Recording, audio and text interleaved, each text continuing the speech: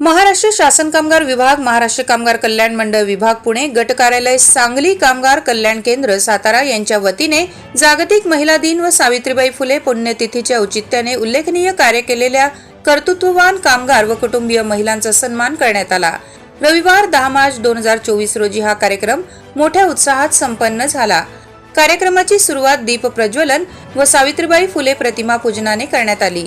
यावेळी प्रमुख उपस्थिती मान्यवर म्हणून श्रीमंत माननीय शिवांजली राजे, संजीवराजे नाईक निंबाळकर, संचालिका Govind milk and milk products private limited Phaltan, Arvind Mehta, ज्येष्ठ पत्रकार, Dainik Aikya, Dharmendra Bhalla saheb, CEO Govind milk and milk products, Ganesh Babusaheb, factory manager Govind milk and milk products, doctor Jayant Karandikar, Sambhaji Pawar, कामगार कल्याण अधिकारी, गट कार्यालय अधिकारी Sangli, Yogesh Ranaware saheb, HR manager Govind milk and milk products आदी मान्यवरांची प्रमुख उपस्थिती होती।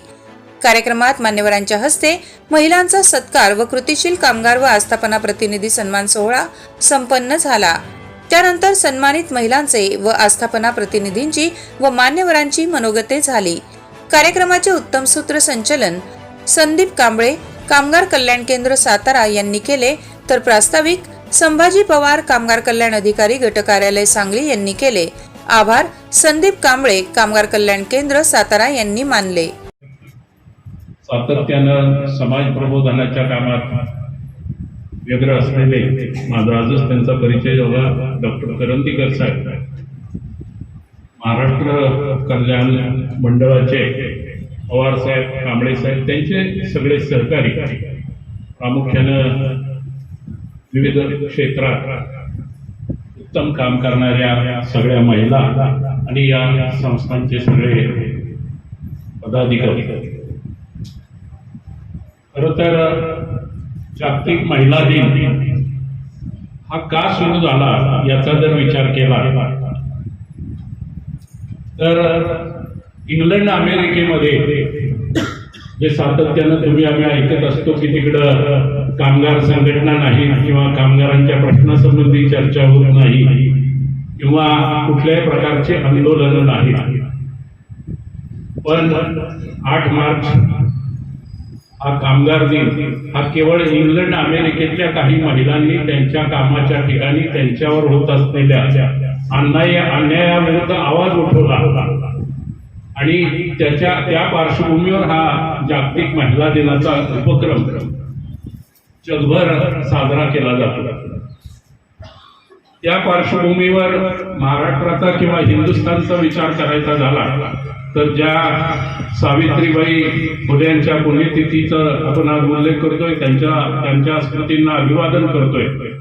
मग आदरणीय जिजाऊ असतील, सावित्रीबाई फुले असतील, अनेक नावं महाराष्ट्रामधल्या अशा स्त्रियांची घेता येतील की ज्यांनी महिलांच्यासाठी संघर्ष केला, त्यांनी महिलांना कधी कसा चालवता येईल याच्यासाठी या संघर्ष करणाऱ्या महिलांना त्या व्यवसायाचं मालक केलं।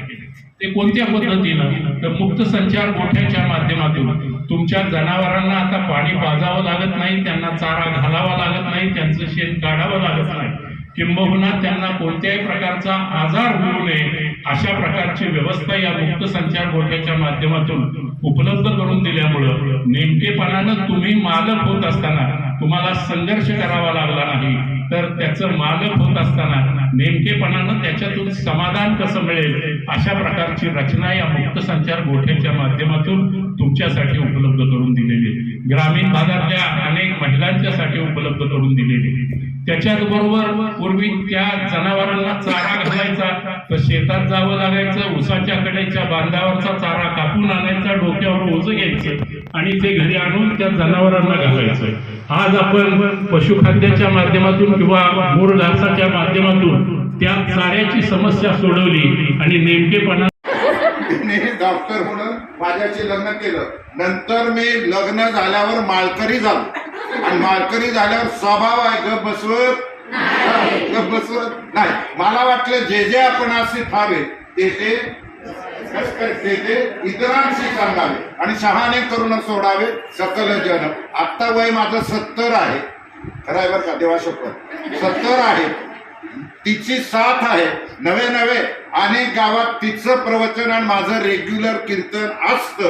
हे महिला दिनी सांगायला मला स्वाभिमान आहे. आजची बायको मला मिळाली तर माझ्यासारखं भागवान नेतासाहेब पुणे नाही. नाहीतर आजकालची शिकलेली डॉक्टरची बायको दवाखाना सोडणे असले उद्योग करू देईल का? याला भाग्य लागतं. खूप माझ्याकडे एक मुद्दे आहेत.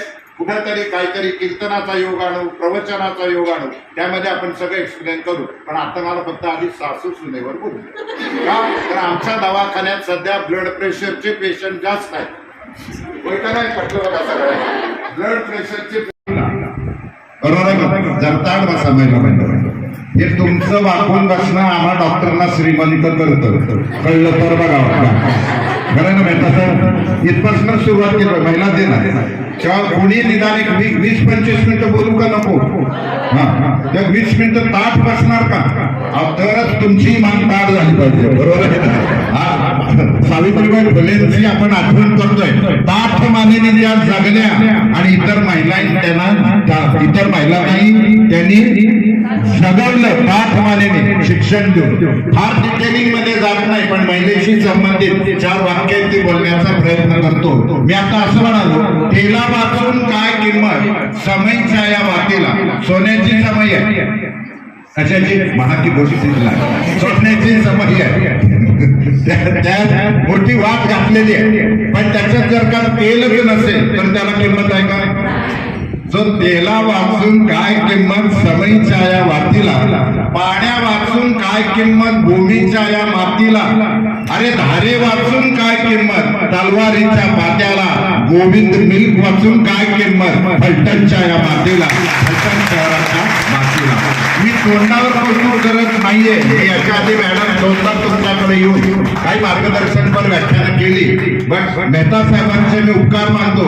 आज नक्की गोविंद मिल्क म्हणजे मी अनेक वर्षापासून माझ्या मुलीला, आता एक फॉरेन मध्ये आहे, एक पुण्यात आहे, लग्न झाली, नातू झाले, पण त्यांना जे द्यायचं ना ते तुमचं एक तूप आहे बघा, गोविंद तूप. बरोबर आहे का? जे आहे तुम्ही बोलतो, आठवलं मला. कुर्डवाडीमध्ये गोविंद तूप आम्ही द्यायचो. मला काय माहिती नंतर मला इथं येण्याचा योग येणार. किती मला आनंद होत असेल. आणि हे महिला दिली. आज काही कारणास्तव मला माझ्या बायकोला आणता आलं नाही, पण मॅडम मी पहिली सुरुवात करत असतो, there is no life without wife. कळतंय का बघा? No life without wife. आणि आम्ही दोघं काय कांबळे साहेबांना माहिती काय मामा दोघांना ते बोलवतात, महिलांशी ती चर्चा करते. म्हणजे आम्ही अशी कॉम्पिटिशन करतो मॅडम. पण म्हणजे उगी रुबाब करू नका बरं. आजचाच दिवस करू मला म्हणजे असं ती म्हणते, मी नाही म्हणत. आता तिचंही बोललं पाहिजे या ठिकाणी. पण तुम्ही असं म्हटलं पाहिजे, आज ज्या फुले दाम्पत्यांची आपण आठवण केली पाहिजे, त्यांच्या बाबतीत मी असं म्हणेन, पाणी न हो तो नदी किस काम की. माझं भाषण असं चालतंय का बघा? पाणी न हो तो नदी किस काम की, आंसू न हो तो आंख किस काम की. पुढचं बघा, दिल न हो तो धडकन. वर्षभर खूप काम करतात, दिवसभर काम करतात. तर सर्वांनी आपली प्रकृती, आपला आहार हा जपायला पाहिजे. या निमित्ताने मी बघते बऱ्याचशा महिला कशा असतात, आपलं स्वतःचं सगळ्यात शेवटी बघतात. आधी मुलांचं, नवऱ्याचं, सासू सासऱ्याचं. तर माझं एक म्हणणं आहे, तुम्ही त्यांना सगळ्यांना बघू शकाल जेव्हा तुम्ही स्वतःकडे आधी बघितलं असेल तर. तुमची तब्येत व्यवस्थित असेल, प्रकृती बरोबर असेल तरच तुम्ही सांभाळू शकता. तर माझी तुम्हाला सर्वांना एक विनंती आहे की स्वतःची प्रकृती, आहार हा जपा.